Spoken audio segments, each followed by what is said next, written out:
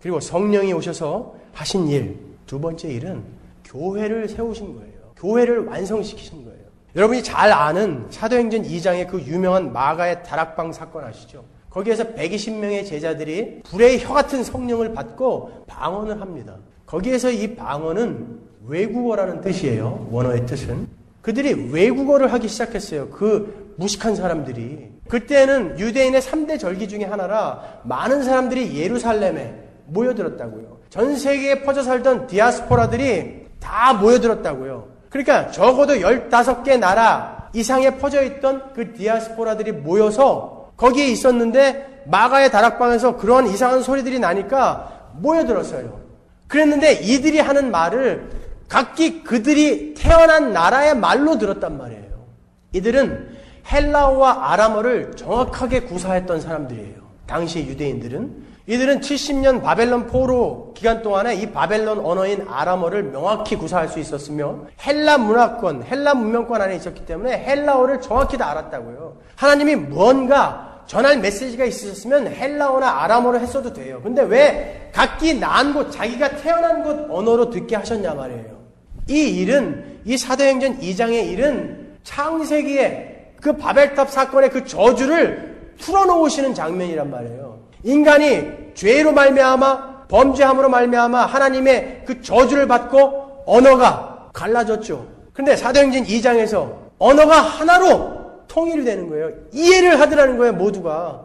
예수께서 이 땅에 오셔서 하나님께서 창세전에 작정하시고 예정하신 일을 완전하게 이루어놓고 올라가셔서 그 성령의 그 보증으로 이 땅에 내려오셔서 봐라 이제 그 일이 완성됨으로 하나님의 교회가 이 땅에 탄생되었다라는 그 증명으로 그들은 이제 그 저주가 풀린 자들이며 하나이다라는 것을 증명해 주는 게 바로 마가의 이 다락방의 사건이란 말이에요. 성령은 이 땅에 오셔서 교회를 완성시키신 거예요. 성령은 이 땅에 오셔서 여러분들의 병이나 고쳐주고 여러분들의 소원이나 들어주며 여러분들의 어떤 삶의 기적이나 일으켜주는 그러한 일하러 오신 분은 아니란 말입니다. 아픈데 손 얹고 기도해가지고 오늘은 기관지 1000씩 걸린 사람들 낫게 해주라고 하셨습니다. 내일은 신장이 나쁜 사람 낫게 해주신답니다. 하나님이 뭐 매일매일 진료 과목 바꿔가면서 그렇게 고치시는 분이에요? 여러분 생각을 하세요. 생각을.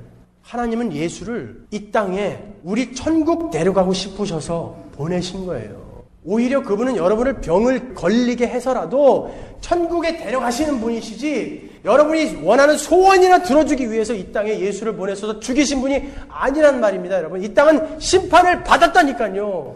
참 답답합니다. 할복이라도 해서 보여드리고 싶은데 참 답답합니다. 여러분 엔타이 크라이스트가 가는 그 길을 그렇게 눈이 멀어 쫓아가는 사람들이 우리 교회에도 있다라는 사실이 저는 참 가슴 아플 뿐입니다. 저는 자신 있습니다. 나중에 진짜와 가짜가 분명히 갈릴 텐데 자신 있습니다. 고린도전서 12장 12절로 가시면 그 성령이 오셔서 하신 일이 무엇인지 명확하게 아주 자세하게 설명해 놓고 있습니다.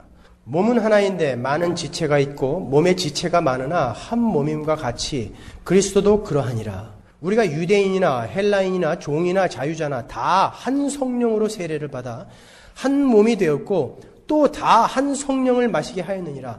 성령으로 세례를 받아서 어떻게 된다고요? 우리가 한 몸이 된단 말이에요. 교회가 된단 말이에요. 우리는 한 몸이 되고 머리가 누구예요? 그리스도와 우리가 한 몸이 되는 거예요.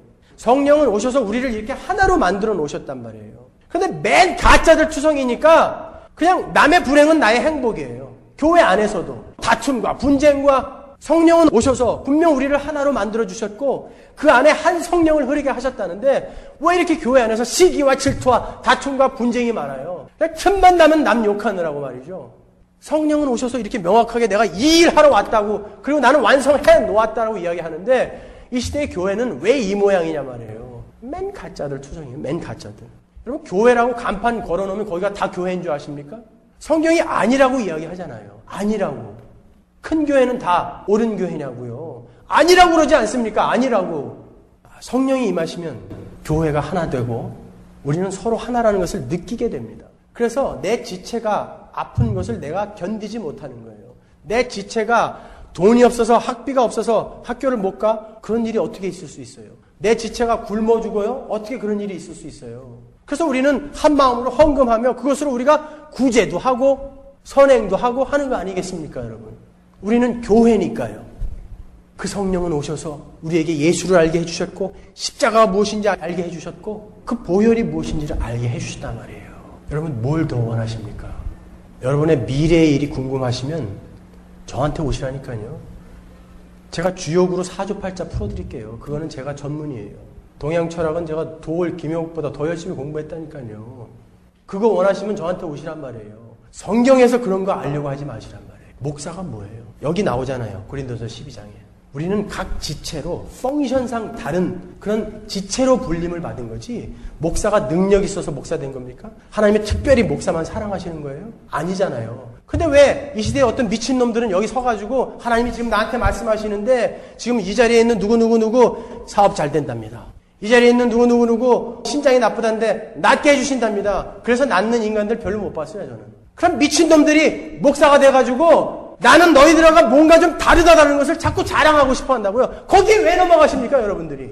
참 나는 여러분들이 정말 영원한 생명을 걸고 신앙생활 하시는 분들이에요. 참 답답합니다. 답답해요. 정신을 차리자고요. 우리 천국 가야 되지 않겠습니까, 여러분? 성령은 단순한 능력 아니에요. 완전하신 하나님이십니다. 전지전능하신 하나님이세요. 그분은 이 땅에 오셔서 그 구원이 무엇인지 알려주시고 그것을 우리에게 적용시키시는 분이라고요. 그 어마어마한 일을 하러 오신 그 분을 어떻게 그렇게 만홀히 부를 수 있으며 그렇게 소홀히 여기면서 나 간지럼이나 태워달라고 입에 거품이나 물게 해달라고 쓰러졌다 일어나는 게 뭐 이렇게 여러분들에게 중요합니까, 여러분? 저도 100번은 쓰러졌다 일어났어요. 할 거 다 해봤다고요. 그게 저의 신앙생활과 인격에 요만큼도 도움되지 않습니다. 그런데 미혹되지 마세요. 사탄은 그렇게 비슷한 모습으로 온다고요. 그렇기 때문에 이 시대의 가짜 교회는 반드시 심판받을 것입니다. 성경이 명확하게 이야기하고 있어요. 심판이 어디에서 일어나는지 아십니까?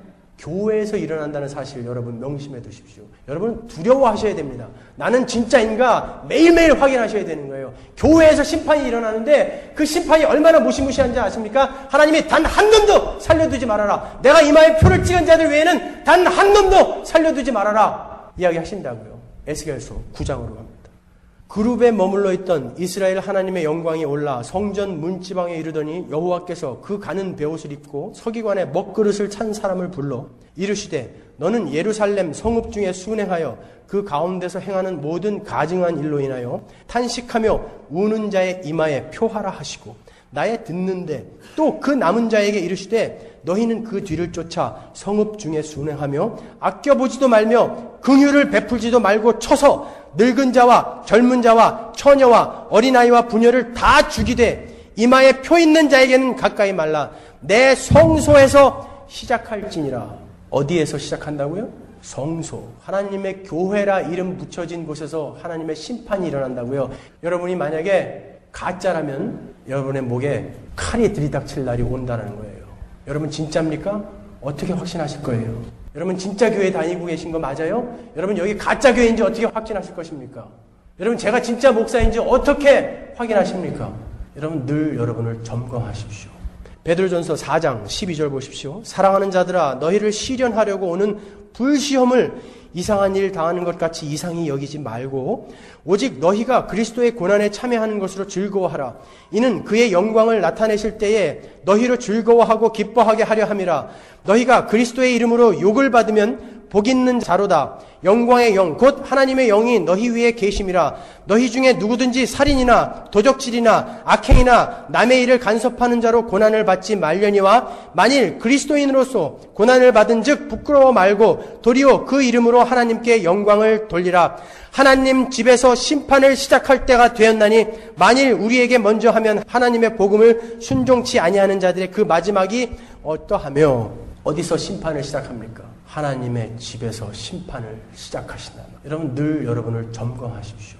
성경은 우리에게 그 성령이 오신 이유를 이렇게 설명하고 계신 것입니다. 성령은 이 땅에 예수를 증거하러 오셨고 그 복음이 무엇인지를 이해시켜주러 오셨으며 교회를 완성시키러 오셨고 그 교회가 하나 되게끔 예수 그리스도라는 그 머리 아래 붙은 지체로서 우리는 이제 영원히 지옥에 떨어질 수 없는 자로 완성시키러 이 땅에 오신 거예요. 예수님은 하나님 보좌 우편에 지금 계시지 않습니까? 그러면 머리이신 그분이 거기 가 계시면 지체인 몸뚱아리인 여러분은 어디 계신 거예요? 몸뚱아리는 여기 내려다 놓고 머리만 지금 거기 가서 덜렁 가 계신 것입니까? 여러분은 그러한 의미에서 구원을 받았다라고 이야기되는 거예요. 성령이 오셔서 하신 일이 바로 그거란 말입니다. 그런 어마어마한 엄청난 그러한 성령의 사역 앞에 입에 거품 물고 쓰러지는 거, 그런데 미혹당하지 마십시오, 여러분. 그런 거 아니에요. 기독교는 그런 기독교는 없습니다. 여러분의 영원한 생명 소중하게 생각하십시오. 그 저주가 얼마나 무시무시한 것이며 그 하나님의 놀라우신 영원한 축복이 어떤 것인지 명확히 구분하시고 신앙생활 하십시오.